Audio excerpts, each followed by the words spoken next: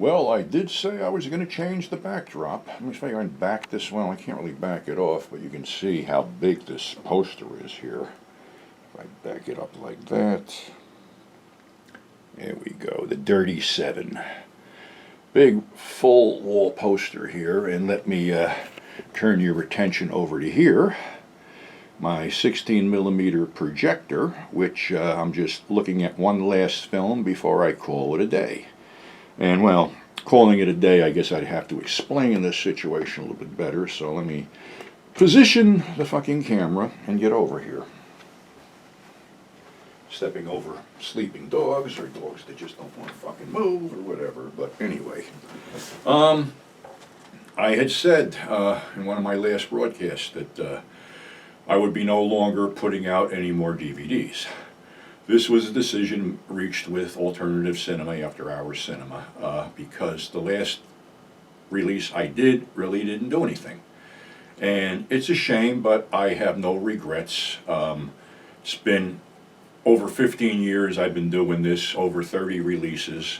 Alternative Cinema and the staff, Mike Razzo, Paige Davis, and all the other people have been great to deal with. There's never been any issues. I've always been taken care of. My ideas were always listened to. You know, my input was always, welcome in the whole thing. And I think we did quite well with the whole thing. And it's not going to be taken out of print or taken down. It's simply we're not going to release anything else, which kind of sucks. But I did want to do one last wrap up.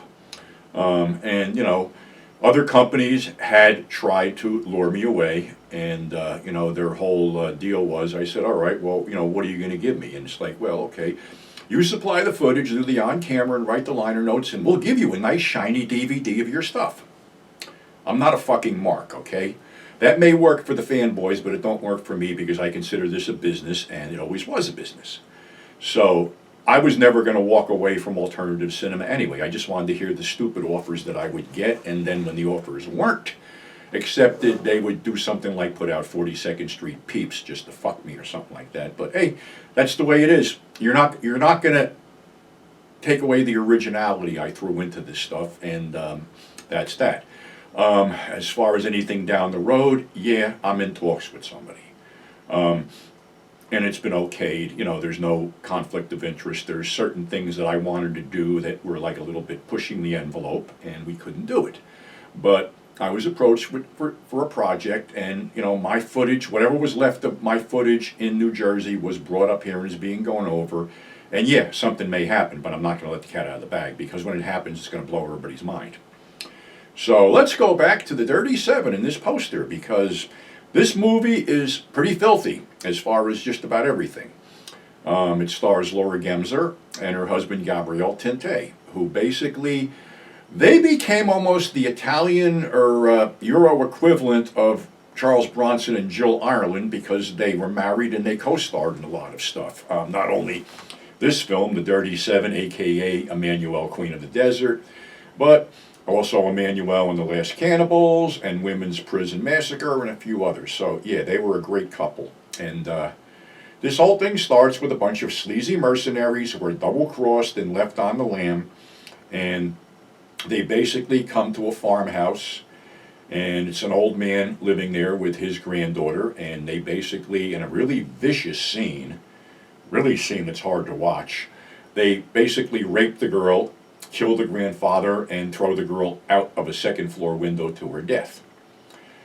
This prospector or wanderer, Boney, played by Gabriel Tinte, comes across the scene, and they decide that they're going to basically grab him and make him take them out of the desert because they don't know where they are.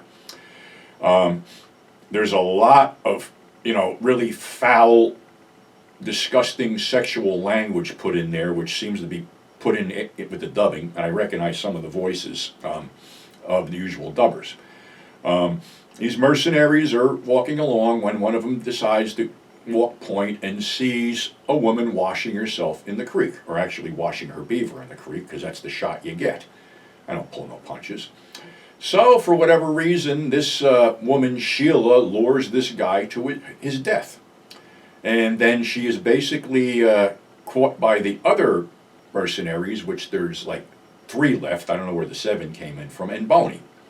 and she sees that Boney isn't like them. So the whole trick is that basically she's trying to play these guys against each other or basically kill them herself. The backstory is that the girl that was raped was her sister, and the man that was killed was her grandfather. So she's out for revenge. And Laura spends a lot of time naked in this film, which is good because the acting and the rest of the stuff sucked. Like I said, it's a brutal, dirty film. Ample use of the word cunt in many occasions, and some very graphic sexual talk depicting the rapes and stuff. So it's pretty scuzzy, but Laura's presence sort of elevates the thing. And Laura, was a fixture on 42nd Street, late 70s, early 80s. She was one of those women that basically, would draw an audience. With the films, like I said, Manual on the Last Cannibals was released over there as Trap Them and Kill Them. Women's Prison Massacre played the Liberty for a couple of weeks. So she was all over the place. Violence in a Women's Prison was another. Emmanuel in America. So she was all over the map. And she just had that look. Like I said, she was from Jakarta, Indonesia. And she had that smoldering sensuality. And basically was very uninhibited on camera. And that, led to repeat viewings by a lot of the audience. I know that Gabrielle passed away at age 59, and I don't think Laura has done anything since then. I think she's done an audio interview, and she's still living in Italy. But I don't know if this film's available singly or not. It might be in that overpriced Severin box set for $300. There was a shitty one on, a really crappy label Scimitar DVD, which freezes up all the time. But yeah, this one definitely is a weird fucking film. Really crappy and nasty and very, vile and violent. So I'm sure you're going to seek it out. So that's our show for today. Thanks for subscribing. Thanks for tuning in, and we'll catch you on the flip side.